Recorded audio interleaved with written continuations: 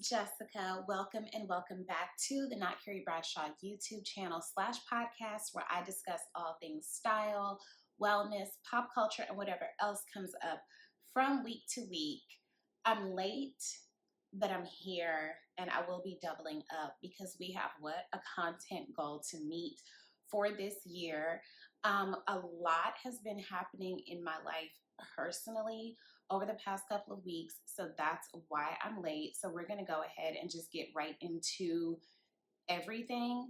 The first piece of major news is that I put in my 2 weeks notice at a job I have been working for almost a decade through heartbreaks and two of that man's administrations, through the pandemic, through the loss of several family members. This job has been a constant in my life. It has been a stabilizing force, but the past couple of years have been tough reconciling what my personal goals are in life and financially with this job. So for a lot of reasons, I had strong inclinations to leave, but there's this level of comfort there, right? Like when you've been somewhere for so long. And I think like the past year and a half, 2 years, I've been feeling like I really wanted a shift in my life. Like I was journaling and talking to my therapist and praying about it feels like something needs to change and I'm not sure what it was. And I thought that change was going to come in the form of my previous relationship. I was preparing to be a mom and to move in with this man, or so I thought. And, none of those things came to fruition. So it was like, okay, let's pivot. There's something else here. So it took a lot of encouragement from the people in my life who know what my struggles have been at my current job. They really had to motivate me to seek out something more. And in looking for other jobs, I was like, oh, I didn't realize I have been kind of stifled in this position. It really felt like I was in a 360 deal. Like when I went and started talking to recruiters and started talking to other employers, I was like, oh, I could and should be doing and making a lot more. And I think just being lulled into a false sense of security at this job, I thought that I was being treated well, and I really wasn't, not to the extent that that would have warranted me continuing there. And so I went on an interview. I went on several interviews. I feel like I was applying for 2 jobs a day, constantly tweaking my LinkedIn. And I think I started this job search in earnest maybe at the end of last year. And finally went on an interview that I felt good about and they felt good about me, and they knew pretty quickly that they wanted to hire me, and I really needed that validation. But prior to that interview, I was getting rejected from jobs I didn't even remember applying to. And my sister was like, I think that you have let the people at your current job and things that you have been told in the past, really, you've internalized these things to believe that you're not capable of doing something more, and you need to stop selling yourself short. And she was like, I think you might be going into these interviews subconsciously not having the confidence that you need to have. And I'm really grateful to her for having that conversation with me, because when I went in for this last interview at my new company, I was very intentional about shifting that, and I got hired. So signed my offer letter, and yeah, I'm preparing to make this big transition. It's a new industry. It's a new office. It is a more male-dominated industry, so I will be shifting my work wardrobe to incorporate more of, y'all know I'm not an aesthetic bitch. Like, I don't think that everything needs to be labeled, and you don't need to stick very strictly to those labels, but I have been really into fetish wear, which kind of rolls over a bit into goth wear. And I used to have a really nice harness that I liked that I didn't realize wasn't real leather, so it fell apart on me. But I would use that to incorporate a bit into some of my everyday looks. And I'm seeing that there is a thing called corporate goth, which I really, really like a lot. So I'm going to be incorporating some of that into, or kind of adding a little bit more masculinity into my wardrobe, kind of going for a more androgynous look, but more heavy on the feminine. Y'all know how we feel about, very strict gender definitions and stuff like that, but I want to do like a blending, because it's all a spectrum. So I'm really excited about that. I am also incredibly grateful to have a new opportunity in this economy. People are having a really hard time, so I feel very fortunate. I am also anxious because I really want to go and do a good job at a new place. Like, I am still one of those people that I do not live to work, but it is important to me to do a good job at like anything that I do. So I have a bit of anxiety about that and really having to validate myself in my belief that I'm capable. So I have a little bit of downtime between leaving the current job and starting the new one, to kind of get my mind right. So I'm excited about that. That leads me to something that kind of took a little bit of the wind out of my sails. The people closest to me know that I've been on this journey, since the end of last year. And for the most part, when I shared with people like, hey, I got a job offer, I put in my 2 weeks, most people were incredibly thrilled for me. And everybody was incredibly thrilled for me, but I kept getting people saying like, oh, maybe you'll meet your husband there. That is frustrating. I know that nobody means any harm by that. People rarely mean any harm when they say certain things to women, like when they ask newly married women when they're going to have kids. People don't mean any harm by that, but harm is done. Like, you have no idea what you could be asking a person when you say something like that. So for me as a single woman, so often I will accomplish something and people will center men in it. And I am not a male centered person. I don't spend most of my time with straight men. I don't spend most of my time thinking about them. And a huge part of that is because of the relationship that I just got out of. If you want a cure to longing for romantic partnership, get in a relationship and see how it goes. And if it does not go well, you will not be pressed for another one for a while. Or maybe that's just me. Like, I've never been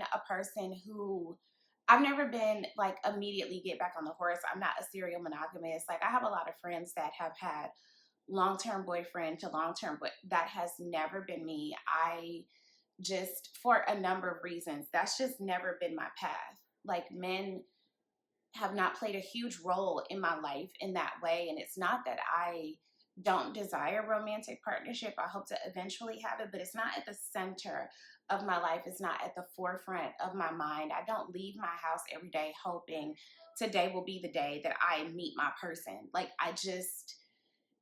if it happens, when it happens, great. But in the interim, I have such a full life and I am surrounded by and protected by so much love and so much joy, especially living in a place like New York. New York kind of has its own timeline.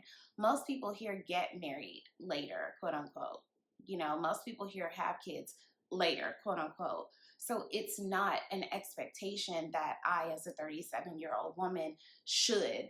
There isn't a lot of should here in terms of marriage and children.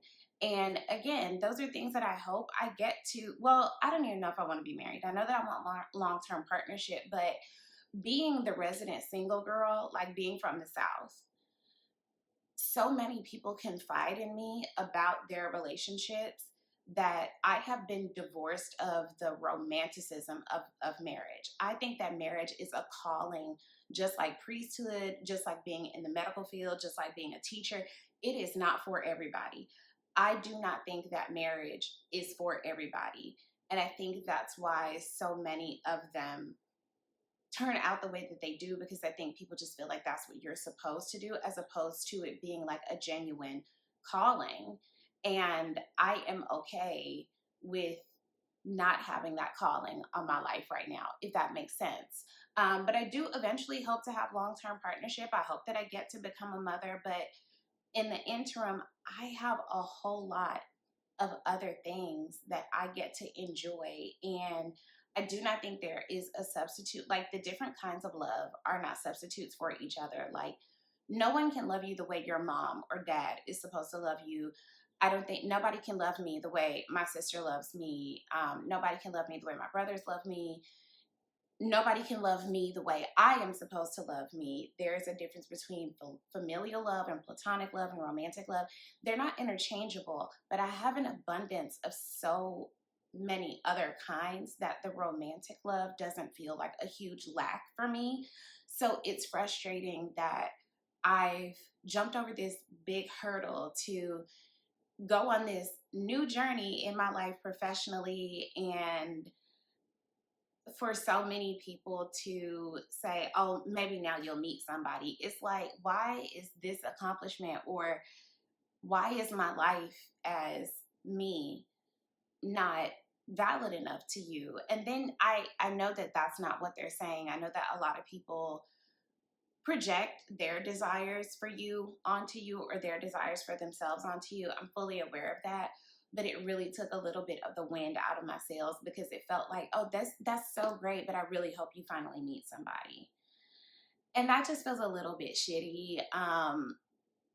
There's intent and there's impact. And I felt like I needed to like defend myself, and that I needed to prove to those people that my life choices are valid. I didn't move forward with a relationship that I knew was going to deeply impact my joy in a not so positive way. I would have been knowingly going into a situation where a person did not have the capacity. They might have had the desire, I don't know, but they didn't have the capacity to reciprocate the emotional support that I showed to them. I did not want to go into a life partnership or parenthood, especially as somebody who I have struggled with depression for as long as I can remember. One of my great fears is postpartum depression, and what that would look like for me as someone who's already like predisposed to that, not being a mom. I was genuinely afraid that, like, if I have a kid with this person and postpartum depression hits me really hard, that could be my fucking life. That terrified me. That was a really huge decision to make, to say, okay, I need to walk away from this. So to then have people, and to make that decision, to be secure in it, and to be really at peace with the fact that, like, hey, that just might not happen for me. And then to have people recenter that feels shitty. And I wish people knew other things to say to women to express joy or congratulations, because saying, it's like, I feel like I could cure cancer and somebody be like, oh, I hope you finally get a man. Okay, me too, I guess. Like, shit, it just, yeah, it kind of took the wind out of my sails a little bit for what I feel like is this big accomplishment for me. So yeah, anyway, moving along to some more joyful things. I'm hoping to make this a bit of like a quicker episode, because like I said, I have a lot of things that I need to take care of to get adjusted and set up. So I just want to go through some quick little, things that I jotted down in my notes app. I have been seeing clips of Meg and Missy's Coachella performances, and they just absolutely warm my heart. Like, I still listen to Missy's music on the Reggie, and seeing her perform Sock It To Me, that meant so much to me. And I hate that I feel like the crowd didn't have an appreciation for who Missy is as an artist. Like, I love that lady so much. And Sock It To Me is one of the most chaotically edited songs on Apple Music. Like, the songs that they chose to bleep out and the songs that they didn't, very strange. I don't know what's going on over there. Very strange behavior. But her performance, from the clips that I was able to see, go Missy. I love her. I'm so proud of Meg. I'm always so impressed with people's breath work on stage, because I feel like I would be so out of breath running back and forth, like the athleticism required. I just continue to be so proud of them.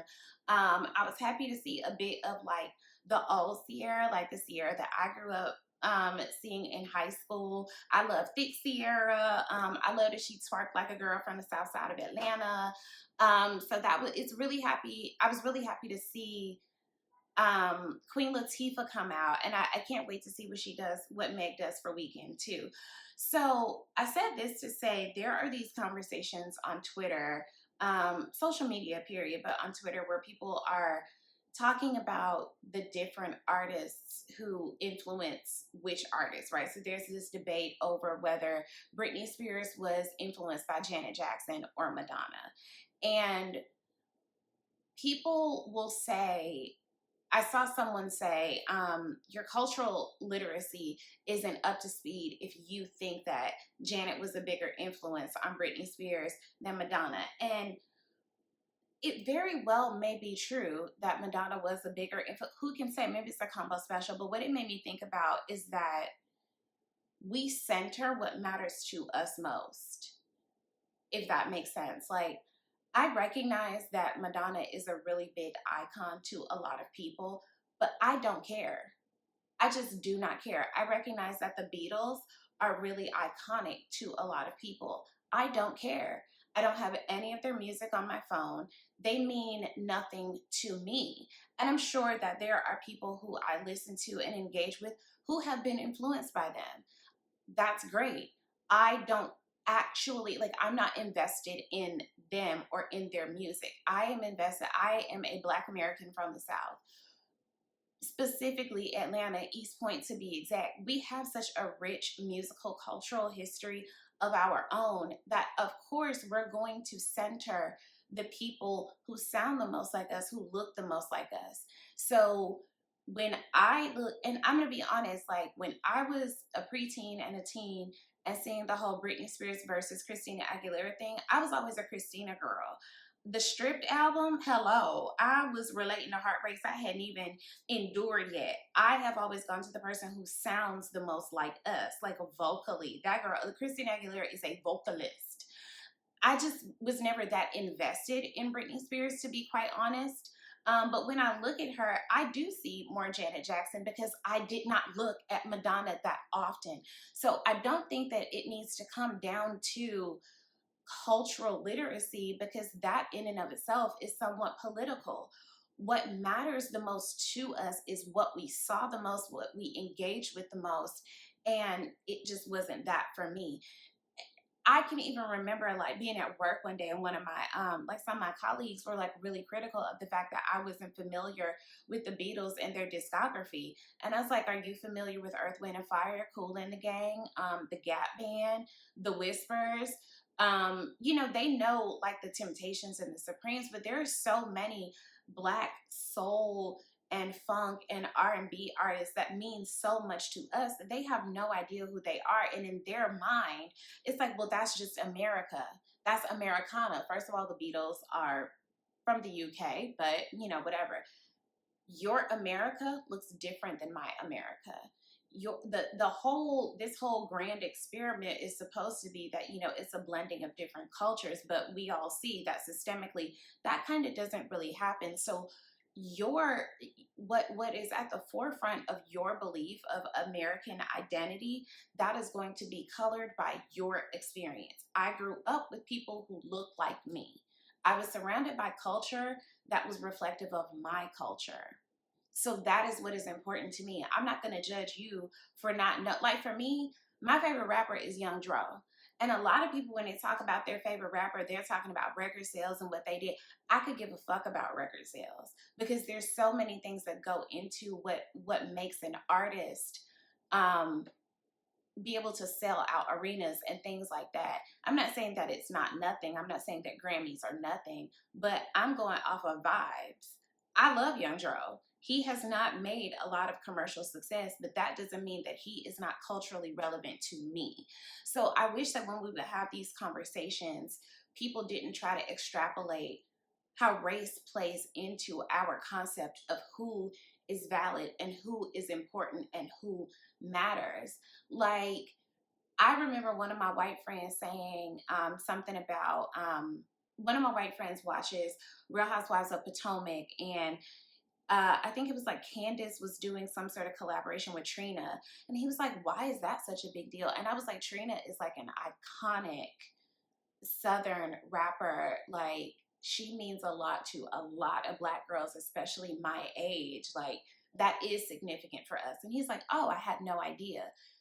Trina's an icon to us. Just because she's not an icon to mainstream America doesn't mean shit to me because I care. Does that make sense? It's just like, so what? Y'all not up on game. Y'all are rarely up on game. Like, we set the standard for so much shit that y'all catch on to so much later. So I am not even invested in having conversations with I literally saw somebody say like Beyonce wasn't even doing conceptual things until Gaga came along. Maybe you didn't understand the concepts because Beyonce was doing things that were very relevant to her culture, like to Creole culture or Southern Gothic things. Those things, when you look back, were always kind of sprinkled into like her roots, being a girl from Texas who, you know, mama from Louisiana, daddy from Alabama. Like, those things were always there. You didn't see them because you didn't know. The culture, the concepts didn't read as concepts to you because you aren't from where she's from. So you don't get to say that. And that shit just kind of pissed me off because it always speaks to this superiority over like whose culture or what defines American culture, what defines even popular culture. What's popular to you really may not be popular to me because there are several white artists and I'm like, baby, they could walk in here right now and I would be like, who is this white woman in my house? And get the fuck out. Like, why you here? I just don't care about that. I don't care. I like what I like. I could give a shit if I think that for a lot of Black people, particularly Black Americans, I don't know that, especially for our generation, that we are as led by what the media says is popular. Like, I feel like we kind of define those things on our own terms because we've always had to. So even when it comes to, like, I feel like a lot of popular culture is very led by youth. And I think that for a number of reasons, I'll speak for myself. I'm not constantly chasing youth because I don't feel old. And I feel like I look better than I've ever looked before. So I'm not chasing youth. I'm pursuing life. I'm not trying to relive my youth. I'm not trying to hold on to it. I think that getting older is a gift because so many people who I love aren't getting to do that. Like, when you lose a lot of people young, you are not as invested in youth.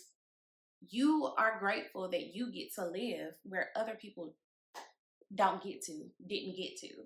So the whole thing of, oh, millennials shouldn't wear this. Baby, I'm gonna wear whatever the fuck I want to. Because I'm not trying to look like a young white girl. I could give a fuck. I just don't care.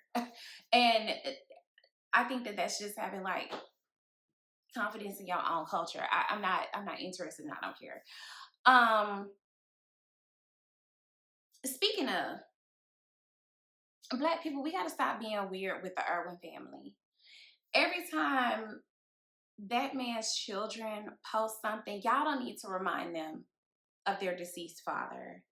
And then this whole, like, it gets so heavy-handed. It gets so heavy-handed. With the, do you know that you have Black uncles and aunties who are rooting for you? Baby, we all love Crocodile Hunter just as much as the next person.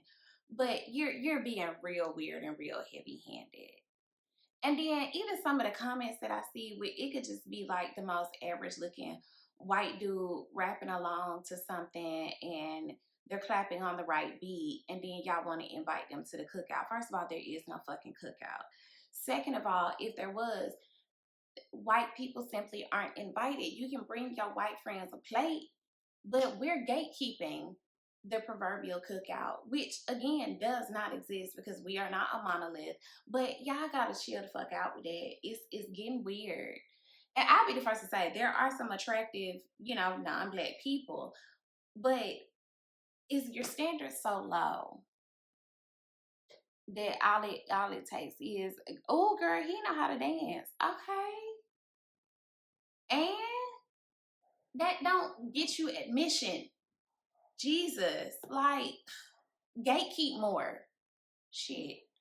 I have been enjoying yet another Apple TV series. I don't know why Apple TV, I don't know if they're money laundering or what. These folks do not care about their TV shows. But The Studio, led by Seth Rogen, it is an amazing comedy where Seth Rogen is this studio head who really wants to make meaningful art, but the studio wants him to make money. So hijinks ensue. Now, if you can handle secondhand embarrassment, this is going to be the series for you, because I'm not going to lie, I had to skip forward a little bit because I can't handle secondhand embarrassment. I'm not in a place in my life where I can handle that like that, but I really enjoy The Studio.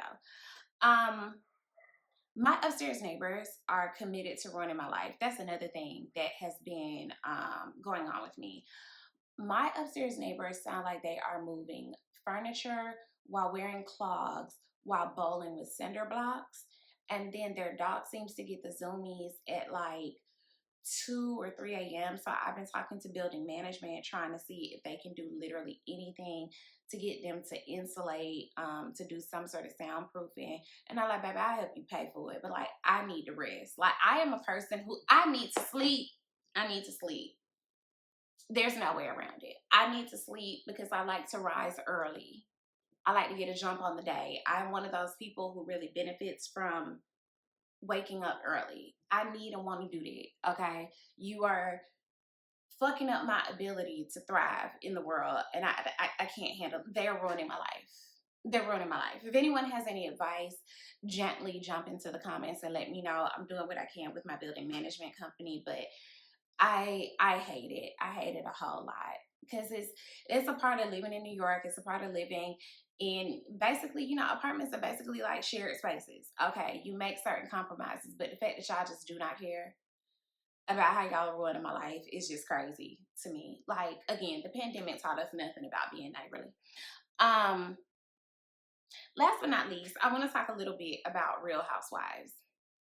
So Real Housewives of Beverly Hills, I just watched the last part of the reunion. When Garcelle first came on the series, I was excited to see a person who I am so familiar with, who I grew up watching on Coming to America and on the Jamie Foxx show. I was really happy to see her on there. I was increasingly more and more disappointed with her allegiance to Sutton. Sutton is deeply wounded because of her father's suicide and her mother being incredibly emotionally withholding. And she has just an embarrassing thirst to be approved of and liked and celebrated by the quote unquote popular girls. And this is a woman in what, her 50s. It's really difficult to watch.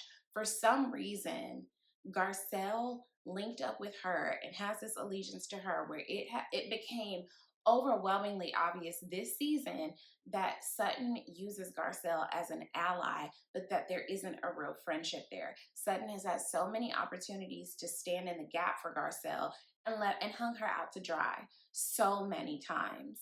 And it was really disappointing to watch her just take it and continue to defend and support. And I can't help but feel that Garcelle's experience on this show is tied to her allegiance to a loser. If you align yourself with someone who is deeply insecure, that person will never show up for you the way you need or want them to, because they don't even show up for or approve of or validate themselves. So they're not going to be emotionally available to you. And I just think that Garcelle, who has now left the show, and I think that's great. I wish that she would have said more to the women's faces about how they actually made her feel instead of talking shit off camera. But good for her. She seems to be thriving, post resignation, and, rooting for her. We rooting for everybody Black, especially Black women over here. But I really cannot help but feel that a huge part of the reason she didn't have a positive experience on this show is because she aligned herself with a huge insecure loser. Like, how did you get on the show? You looked around the cast and felt like the person you needed to link up with was this white woman from Augusta who is deeply emotionally unavailable. Girl, what is that? So shifting over to Housewives of Atlanta. I made a video on my TikTok where I was asking what the hell was up with Britt Edie, one of the new girls. She said a few times that she was a video vixen in high school. That struck me as odd. So this view on my TikTok has like 40 something thousand likes and all these comments of people saying that that was really common. A lot of places like scouted video vixens from high schools. And let's pull over right here. I don't know what happened with like the etiquette of social media. If you have seen 300 other people say one thing, why do you need to come in and say the exact same thing that all those other people have said? Did you think that your comment was original despite so much evidence to the contrary? That is so strange to me. 100 people above and below you said this exact same thing. What is it mentally that made you feel you needed to also do that? I'm not judging. I'm genuinely curious because when I see something, I run to the comments because I'm like, I know somebody said this already. And I just like what the person said. Like, what is that? Why do you feel compelled to do that? I feel like it's the same mechanism in our brains that makes us hit the elevator button a bunch of times. You're not going to make it come any quicker, but something tells you that if you push the button again, it doesn't work. I don't know what that is. But anyway, so people were saying that it was so common and da da da. And I just want to say that everything that is common is not normal. I need you to look at how long slavery went on. It was common. Everybody was doing it, but it should have never been normal. Does that make sense? Segregation was common, but it should have never been normal to subjugate people in that way. Like, I, and it was so many women who were just like, we was built different back then. Doughboys was picking us up from high school. You weren't built differently. You were a victim. And I need you to go and talk to somebody about that. I need you to go and talk to a medical professional who is licensed to diagnose and prescribe, because that's not normal. You weren't built differently. You weren't protected. We only seem to just now be seeing Black girls as vulnerable or as young. We adultify. This is part of the reason why y'all adultify young girls so quickly, and part of the reason why y'all are so comfortable calling young Black girls fast, because you don't want to admit to yourself or accept that something happened that shouldn't have happened. And I understand that nobody wants to be a victim. So I just left the comments because I was like, ooh, this isn't for me. I don't need to drive you to that arrival in these comments. That's something you need to discuss with somebody else. That is very strange. That you take pride in grown ass men pursuing and quote unquote dating you in high school. That's grooming. You were not old enough to consent. I don't give a fuck which is. We knew what we was doing, and these girls is fast. Everything is wrong. All of that's wrong. Go back to the drawing board. You need to talk to a professional about that. That's not right. So now we have to discuss the whole thing of this Brit versus Kenya thing. Both of these people overreacted. I don't know if we missed a couple of scenes or if some things were happening behind the scenes that Brit's escalation of things with Kenya made sense, but maybe we're missing some context. And the thing is, we have watched for seasons. We've watched Kenya be incredibly cruel to women unprovoked. Like, we have watched her do a lot, like, to manipulate situations to get people to react to her so that she could play victim. Like, Kenya has acted like a white woman in a lot of ways on this show. So for me, who is not a Kenya fan, who I feel so much empathy for Kenya, because I feel like the reason she struggles to empathize and experience genuine sisterhood and friendship with other Black women is because her mom abandoned her. That is one of the saddest things that I have ever seen. That makes me so sad for her. I know that a huge part of the reason why I feel so strongly about women is because I watched my mom be an actual girl's girl. I watched my mom be in community with other women, and were it not for other women, stepping in and supporting my mom like a village. When my dad put us out, I don't know where I would be. I watched my mom be a confident woman, and I watched her surround herself with other confident women.